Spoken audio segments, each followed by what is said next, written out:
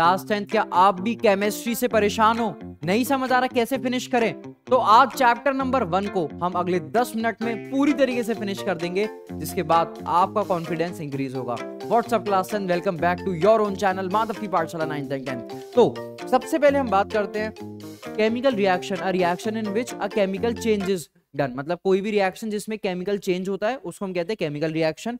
Reactants होते हैं वो चीजें जो रिएक्ट कर रही है, और प्रोडक्ट वो चीजें जो बन के आती है। मतलब ये आउटपुट है और ये इनपुट होता है। अब क्या क्या चेंजेस होते हैं? तो change in state, change in colour, change in temperature, formation of precipitate and evolution of gas. ये 5 चेंजेस होते हैं हमारे केमिकल रिएक्शन में। अच्छा, अब पहले हम एक्टिविटी की बात करते हैं। तो पहली एक्टिविटी है burning of magnesium ribbon. Magnesium ribbon जो कि कौन से कलर का होता है? सिल्वर कलर का होता है। जब हम उसको बर्न करते हैं ऑक्सीजन के साथ तो क्या फॉर्म होता है? हमारा फॉर्म होता है मैग्नीशियम ऑक्साइड, जो कि व्हाइट कलर का पाउडर होता है। इसमें हमें चेंज इन कलर देखने को मिलता है। और मैग्नीशियम रिबन को हम सैंड पेपर से रब करते हैं ताकि उस पे से जो ऑक्सीजन की लेयर है वो हट जाए। क्लियर है क्लास 10th? ओके। नेक्स्ट है हमारा द केमिकल रिएक्शन जिसमें एवोल्यूशन ऑफ गैस। इसमें हम क्या करते हैं, जो जिंक ग्रैन्युअल्स हैं, जिंक के टुकड़े लेते हैं, छोटे छोटे से जिंक के पीसेस, और उनको हम हाइड्रोक्लोरिक एसिड में या सल्फ्यूरिक एसिड में डाल देते हैं। तो हम जैसी जिंक को सल्फ्यूरिक एसिड में डालेंगे तो क्या बनेगा? ZnSO4 plus H2। H2 माने हाइड्रोजन गैस। ये हाइड्रोजन गैस बबल्स के फॉर्म में निकल के आती है। और यहां पे 2 रिएक्शंस हुए, evolution of gas and change in temperature. जो टेम्परेचर है वो हमारा यहाँ पे इंक्रीज हो जाएगा। मतलब ये किस टाइप का रिएक्शन है? ये एक एक्सोथर्मिक रिएक्शन होता है। क्लियर है क्लास 10? चलिए आगे देखते हैं। नेक्स्ट है हमारा फॉर्मेशन ऑफ प्रेसिपिटेट। प्रेसिपिटेट क्या होता है? It is a solid insoluble substance. मतलब जैसे आपने पानी लिया और पानी के नीचे मिट्टी जैसे एक गैदर हो जाती है, ऐसे ही एक प्रेसिपिटेट भी फॉर्म होता है। आप डायग्राम के थ्रू देखो प्रेसिपिटेट को देख सकते हैं। ठीक है, अब यहां पर एग्जाम्पल में हमने लिया है reaction between potassium iodide. Potassium iodide होता है हमारा Ki and lead nitrate. Lead nitrate होता है हमारा PbNO3 होल ट्वाइस। जैसे हम इनको ऐड करेंगे तो क्या फॉर्म होगा? Potassium nitrate and lead iodide. अब देखो lead iodide and potassium nitrate form हुआ है। और ये जो लेड आयोडाइड है PbI2, यही हमारा येलो कलर का प्रेसिपिटेट होता है। सॉलिड इनसॉल्यूबल सब्सटेंस फॉर्म होता है, जैसा कि आप इस डायग्राम में देख सकते हैं। क्लियर है क्लास 10? तो 3 reaction, magnesium ribbon, zinc Granules and precipitation reaction. उसके बाद आता है हमारा फर्स्ट टॉपिक कॉम्बिनेशन रिएक्शन। तो टाइप्स ऑफ केमिकल रिएक्शन में हम कुछ 5 टाइप्स पढ़ेंगे।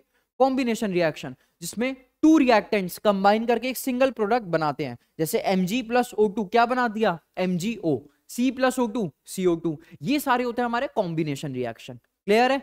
अब एंडोथर्मिक रिएक्शन वो होते हैं जिसमें हीट एब्जॉर्ब होती है। हीट एब्जॉर्ब होती है, हमारा जो बीकर है वो एकदम ठंडा हो जाएगा। और एक्सोथर्मिक रिएक्शन वो होते हैं जिनमें हीट रिलीज होती है और हमारा जो बीकर है वो एकदम गर्म हो जाता है। क्लियर है? तो इसमें एक एग्जांपल है हमारा व्हाइट वॉशिंग ऑफ बिल्डिंग का। अब आप देखो व्हाइट वॉशिंग में हम सबसे पहले क्या लेते हैं? CaO, जो कि होता है कैल्शियम ऑक्साइड, या फिर इसी को हम क्विक लाइम कहते हैं। ठीक है, CaO में हम पानी डालते हैं, वाटर हम ऐड करेंगे और क्या बन जाएगा? CaOH होल ट्वाइस, माने स्लेग लाइम फॉर्म होता है। ठीक है, CaO लिया, उसमें पानी डाला और CaOH होल ट्वाइस बन जाएगा, जो कि स्लेग लाइम है। और ये एक बहुत ज्यादा एक्सोथर्मिक रिएक्शन है, हीट प्रोड्यूस होती है। अब ये जो स्लेग लाइम है इसी को हम दीवारों पे लगा देते हैं और थोड़े टाइम बाद ये CO2 से रिएक्ट करता है और क्या बनाता है? CaCO3 माने लाइमस्टोन। इसी वजह से व्हाइट वॉश के 2 से 3 दिन बाद हमारी दीवारों पे शाइन आता है, क्योंकि क्या फॉर्म हो जाता है 2 से 3 दिन बाद? लाइमस्टोन। जब हमारा स्लेग लाइम किससे रिएक्ट करता है? कार्बन डाइऑक्साइड से।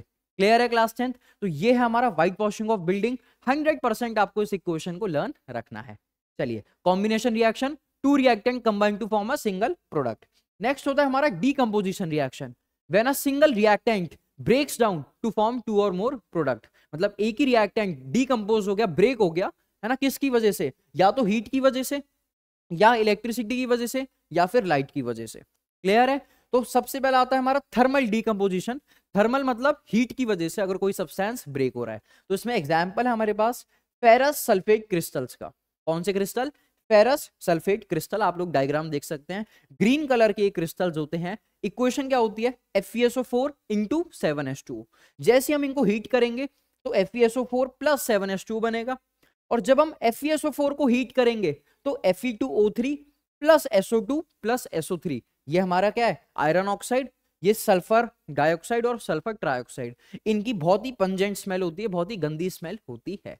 क्लियर है क्लास 10th? तो इस इक्वेशन को आप 100% लर्न करना, बोर्ड एग्जाम की फेवरेट है ये इक्वेशन, ठीक है। ऐसे ही हमारे होते हैं कॉपर सल्फेट क्रिस्टल्स, जो कि आप देखो ब्लू कलर के होते हैं, और ये होता है CuSO4 इंटू 5H2O। जैसे ही हम इनको हीट करते हैं, CuSO4 प्लस 5H2O, पानी अलग हो गया। अब जब CuSO4 को हीट करोगे तो CuSO2 प्लस O2 फॉर्म होता है। क्लियर है class 10th? Ferrous sulphate crystal green in colour, copper sulphate blue in colour. Next है हमारा लेड नाइट्रेट को अगर हमने हीट करा, लेड नाइट्रेट होता है PbNO3 होल ट्वाइस, इसको हीट करोगे PbO plus NO2 plus O2 form होता है। और व्हेन लाइमस्टोन इज हीटेड, इसको भी आपको लर्न रखना है, CaCO3 को हीट करने पे CaO प्लस H2O फॉर्म होता है। क्लियर है क्लास 10th? चलिए, CaO प्लस CO2 फॉर्म होता है, ओके। नेक्स्ट है हमारा फोटोलिटिक डीकंपोजिशन। फोटोलिटिक डीकंपोजिशन मतलब decomposition with the help of light, sunlight की वजह से। तो इसमें एग्जांपल है AgBr सिल्वर ब्रोमाइड, जो कि Ag प्लस Br2 बनाएगा, और AgCl सिल्वर क्लोराइड, जो कि Ag प्लस Cl2 बनाता है। ये होता है येलो कलर का, जो कि ग्रे में टर्न होगा। ये होगा व्हाइट कलर का सॉल्ट, जो कि ग्रे कलर में चेंज हो जाएगा। क्लियर है? और ये दोनों ही रिएक्शंस किस में यूज होते हैं, ब्लैक एंड व्हाइट फोटोग्राफी में इनको यूज करा जाता है, black and white photography. Clear है क्लास 10th? तो इनको ब्लैक एंड व्हाइट फोटोग्राफी में यूज करते हैं। फिर आता है हमारा इलेक्ट्रोलिटिक डीकंपोजिशन। इलेक्ट्रोलिटिक डीकंपोजिशन मतलब H2O, वाटर को जब हम इलेक्ट्रिसिटी पास करते हैं वाटर में तो H2 प्लस O2 फॉर्म होता है। क्लियर है? वाटर में जब हम इलेक्ट्रिसिटी पास करेंगे तो H2 प्लस O2, आप देखो इसका डायग्राम मैंने बनाया है, ये हमारा वाटर है, ठीक है। वाटर में हमने क्या करा, एनोड मतलब पॉजिटिव, कैथोड मतलब नेगेटिव लगाया, और जैसे ही हमने करंट को पास करा तो क्या होगा, कैथोड जो कि नेगेटिव है उस पे हाइड्रोजन गैस फॉर्म होगी, और एनोड जो कि पॉजिटिव है उस पे ऑक्सीजन गैस फॉर्म होगी। क्लियर है? लेकिन हाइड्रोजन जो है वो ऑक्सीजन का डबल बनेगी, हाइड्रोजन जो है ऑक्सीजन का डबल फॉर्म होगी। रीजन क्या है, हमारे वन वाटर के मॉलिक्यूल में, one molecule of water H2O में कितने हाइड्रोजन होते हैं, 2 हाइड्रोजन होते हैं और 1 ऑक्सीजन होता है। इस वजह से hydrogen gas is double the amount of oxygen. Clear है क्लास 10th? चलिए आगे देखते हैं हम डिस्प्लेसमेंट रिएक्शन। डिस्प्लेसमेंट रिएक्शन मतलब high reactive metal low reactive metal को डिस्प्लेस कर देता है from its salt solution. When high reactive metal displaces a low reactive metal from its salt solution, उसको हम कहते हैं डिस्प्लेसमेंट। क्या मतलब है समझते हैं। देखो ये आपको रिएक्टिविटी सीरीज याद करनी है, PSC पोटेशियम सोडियम कैल्शियम, मेजिंटल magnesium aluminium zinc iron nickel tin lead, hydrogen ये नॉन रिएक्टिव है, एंड देन है हमारे CMSG copper mercury silver gold, ये लो रिएक्टिव है। तो ये है हमारे हाई रिएक्टिव, ये है हमारे मीडियम रिएक्टिव, और ये है नॉन रिएक्टिव, और ये है हमारा लो रिएक्टिव। क्लियर है क्लास 10th? इसकी शॉर्ट फॉर्म क्या है, PSC पोटेशियम सोडियम कैल्शियम, मेजिंटल magnesium aluminium zinc iron nickel tin lead, H hydrogen, CMSG copper mercury silver gold. तो ये हमारी रिएक्टिविटी सीरीज है। अच्छा अब आप मेरे को बताओ एल्यूमिनियम ज्यादा रिएक्टिव है या जिंक ज्यादा रिएक्टिव है, कमेंट में बताओ जल्दी से। देखो एल्यूमिनियम ऊपर आ रहा है, जिंक नीचे आ रहा है, तो कौन ज्यादा रिएक्टिव है, एल्यूमिनियम। तो Al प्लस ZnSO4, एल्यूमिनियम क्या करेगा, जिंक को यहां से हटा देगा, बोलेगा जिंक को चल तू हट, है ना, और खुद इसने देखो क्या बना लिया, Al2SO4, और जिंक बेचारा अलग हो गया। क्लियर है? एक हाई रिएक्टिव मेटल ने लो रिएक्टिव मेटल की जगह ले ली, है ना। इस एग्जाम्पल से भी आप इसको समझ सकते हैं, है ना। CuSO4 प्लस Fe, अब मेरे को बताओ कौन ज्यादा रिएक्टिव है, Cu या फिर Fe, बताओ। Fe जो आयरन है वो ज्यादा रिएक्टिव है, तो देखो क्या बन गया, FeSO4 बन गया, प्लस बेचारा जो Cu है वो अलग हो गया। क्लियर है क्लास 10th? नेक्स्ट आता है हमारा double displacement reaction. Double displacement reaction मतलब a reaction which involves mutual exchange of ions. क्या मतलब, देखो AB प्लस CD है, अच्छा, ए पे कौन सा चार्ज होगा? पॉजिटिव। बी पे कौन सा होगा? नेगेटिव। सी पे कौन सा होगा? पॉजिटिव। डी पे कौन सा होगा? नेगेटिव।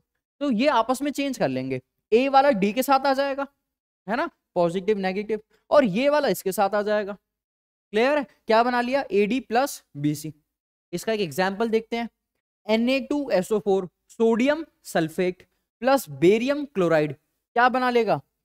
PaSO4, है ना। देखो ये इसके साथ आ गया और ये इसके साथ चला गया, PaSO4 प्लस NaCl।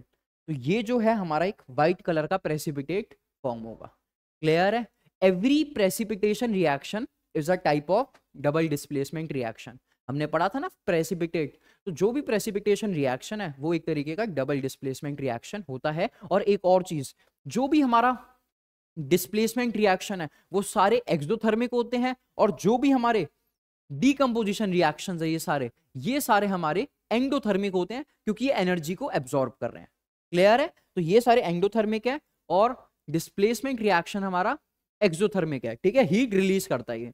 नेक्स्ट है हमारा, ये देखो, आप डबल डिस्प्लेसमेंट रिएक्शन को एक एग्जांपल के थ्रू समझ सकते हो। ये ऊपर नहीं देखना, नीचे देखो ABCD को। ठीक है, ये पॉजिटिव है, ये नेगेटिव है, ये पॉजिटिव है, ये नेगेटिव है। तो क्या होगा? ये म्यूचुअल एक्सचेंज ऑफ आयंस हो जाएगा। क्लियर है? म्यूचुअल एक्सचेंज ऑफ आयन होके देखो, ये देखो इसके साथ आ गया और ये इसके साथ आ गया। क्लियर है क्लास 10th? ठीक है। अरे यार बच्चे ऐसे ही समझते हैं ऑफलाइन वाले। ठीक है, अब आगे देखेंगे रिडॉक्स रिएक्शन। रिडॉक्स रिएक्शन मतलब a reaction which involves both oxidation and reduction, जिसमें ऑक्सीडेशन भी होता है और रिडक्शन भी होता है। अब ऑक्सीडेशन का मतलब क्या है? Gain of oxygen, loss of hydrogen, loss of electron. Reduction मतलब gain of hydrogen, gain of electron and loss of oxygen. Clear है? तो ये है हमारा रिडक्शन रिएक्शन। ठीक है। रिड्यूसिंग एजेंट, रिड्यूसिंग एजेंट वो है जो दूसरे को रिड्यूस करा रहा है और खुद ऑक्सीडाइज हो रहा है। ऑक्सीडाइजिंग एजेंट जो दूसरे को ऑक्सीडाइज करा रहा है और खुद रिड्यूस हो रहा है। क्लियर है? नेक्स्ट आता है हमारा कोरोजन। कोरोजन का मतलब the gradual eating up of top layer of metal. जब मेटल की टॉप लेयर खराब हो जाती है तो आयरन में जो कोरोजन है उसको रस्टिंग कहते हैं, Fe2O3 into XS2O। कॉपर में जो कोरोजन है उसको हम कॉपर कार्बोनेट कहते हैं, CuCO3। और सिल्वर, सिल्वर में ब्लैक कलर की कोरोजन होती है जिसको हम Ag2S सिल्वर सल्फाइड बोलते हैं। और लास्ट टॉपिक रैंसिडिटी। रैंसिडिटी मतलब spoilage of food due to oxidation. जब फूड हमारा खराब हो जाता है ना, क्योंकि उसके अंदर जो ऑयल्स फैट्स होते हैं वो ऑक्सीडाइज हो जाते हैं। क्लियर है क्लास 10th? तो ये थी एक छोटी सी एक्सप्लेनेशन आपके चैप्टर नंबर 1 की। अब सारे रिएक्शंस को एक पेज पर लिखकर लर्न जरूर कर लेना। और वीडियो अच्छा लगा है तो चैनल को लाइक, चैनल को सब्सक्राइब एंड वीडियो को लाइक जरूर करना। इसी के साथ अगले वीडियो में मिलते हैं। Let's go Madhav army.